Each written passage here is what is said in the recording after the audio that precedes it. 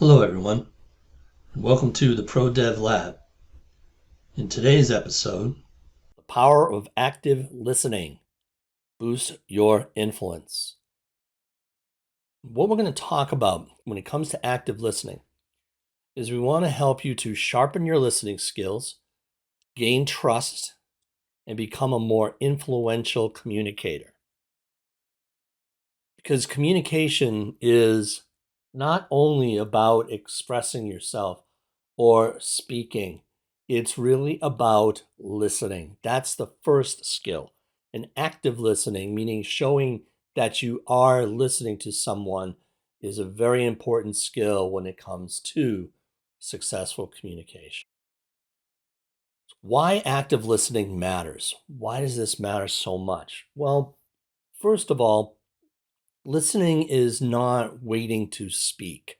It's not really about waiting our turn. It's about making someone else feel heard.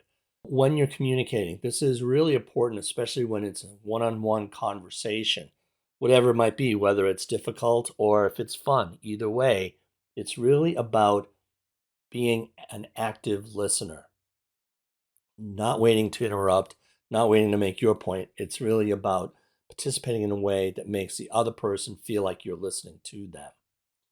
So, an active listener is more trustworthy. If you think about it, what we mean by that is someone who is an active listener means that the other person's going to perceive you as somebody they can go to.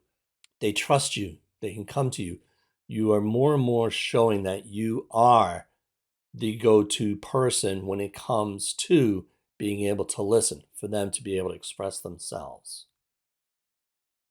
And influence, the most influential people are people who begin by being understanding, and the way you understand somebody is by listening.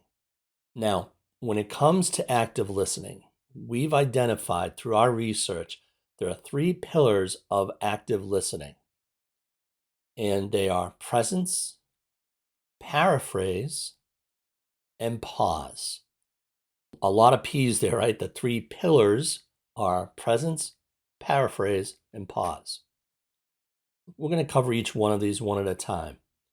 So, when we talk about presence, we're talking about being present in that active listening.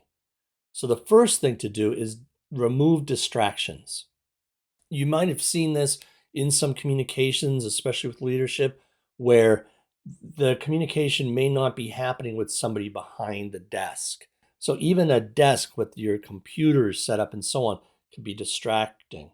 So you get up from behind your desk and you sit across from the person, or you meet outside of the office, be it in the coffee room or something like that.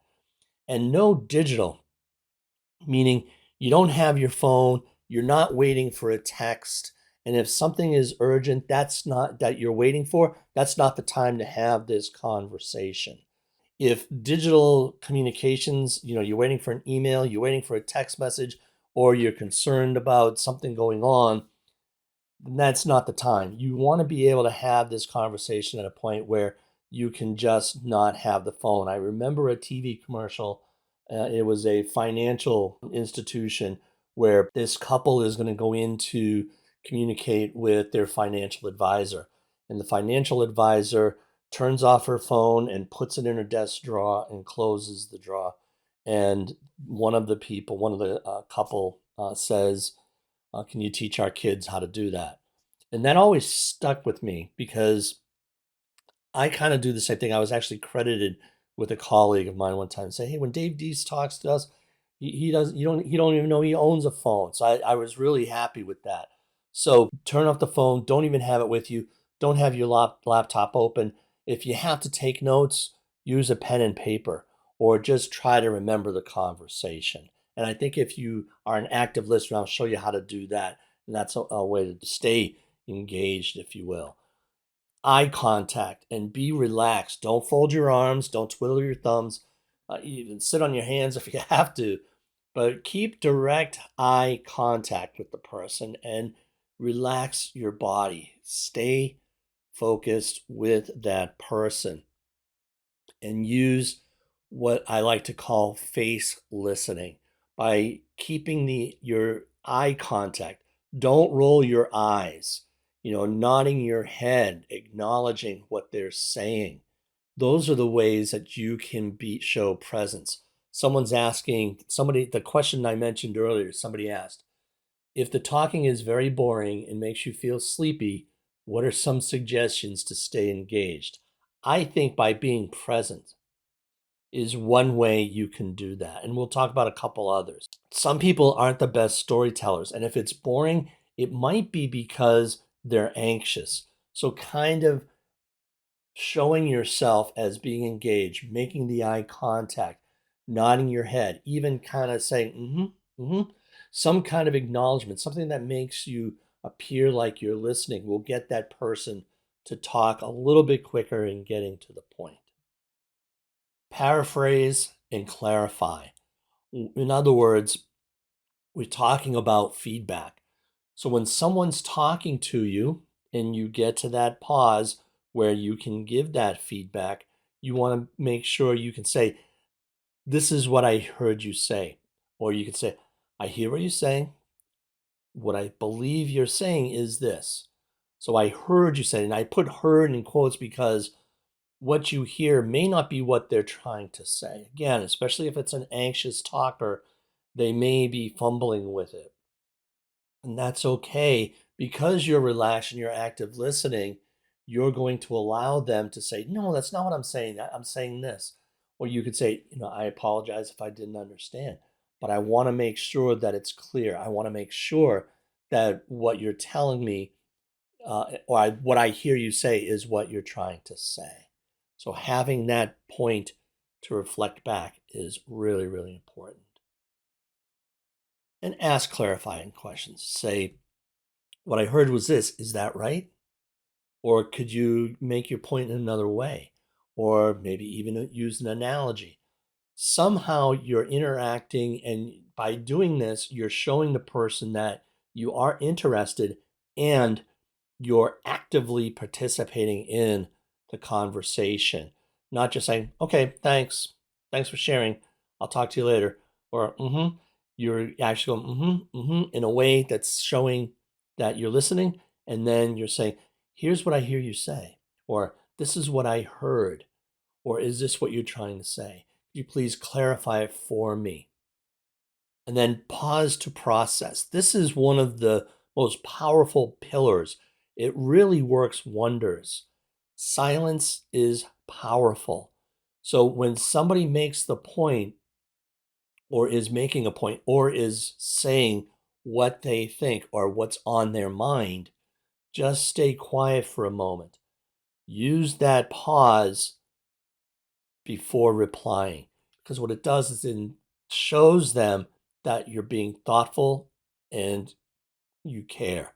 You're not just, again, you're not interrupting. You are listening, you're processing it, and you go through. One of the things you can say is, give me a minute, kind of look to the sky for a second.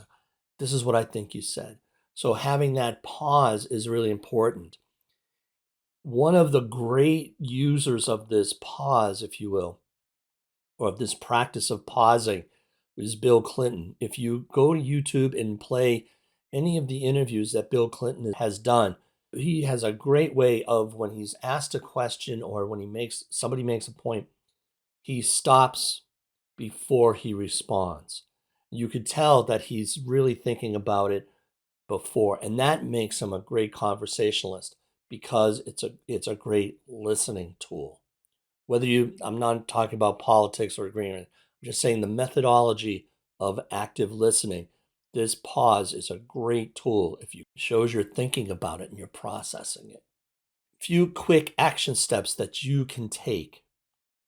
Don't interrupt. When you interrupt, a couple of things happen. Number one, if you're going to interrupt somebody, that tells them that you're more concerned with making your point than you are with them making theirs.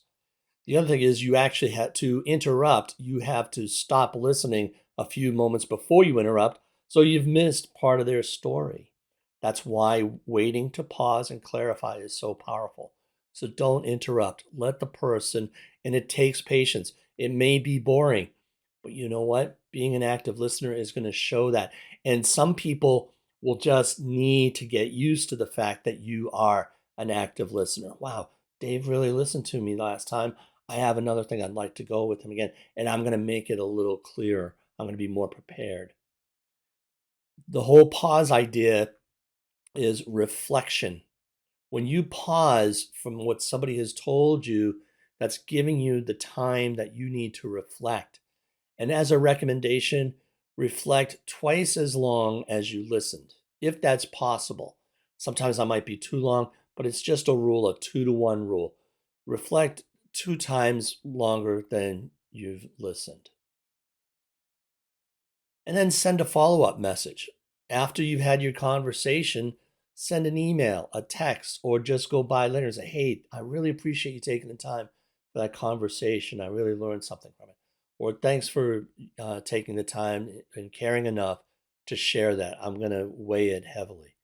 So sending that follow-up message really keeps that continuation that shows you were listening, you did pay attention, and you were present, and you processed it. So in summary of our new methodology of practicing that influence by becoming an active listener is, again, remember, the most influential are not the loudest. They make others feel seen by being heard. When somebody feels like you've listened to them, when they feel like they've been heard, you've also just made them feel seen. Okay, you get me. You let me say my piece. You see me because you heard me. Remember the 3 pillars of active listening. Presence, you're not going to have any digital, no distractions. Come around from your desk, one-on-one. You're going to have an open body movements by expressing yourself, keeping eye contact. When they're done, you're going to paraphrase this phrase. This is what I think you said. Going to clarify it. Once it's clarified, you're going to pause for a few seconds. Then you're going to either give an answer, and you don't have to give an answer to everything, especially if they ask a question, or it might even be worth the time. Just say, thank you. I appreciate you coming to me and sharing it. I hear you, and I'm going to take some time to go through this because you took the time to think about it and share it. I'm going to take the time because it's that important to me too. So which one will you practice first? So as we're going through this, let me know if you'd like, if you could share that. Which one of these would you practice first? Presence, paraphrase, pause, or in between one of them? So that is power of active listening. Boost your influence. My name is Dave. Thanks for being here.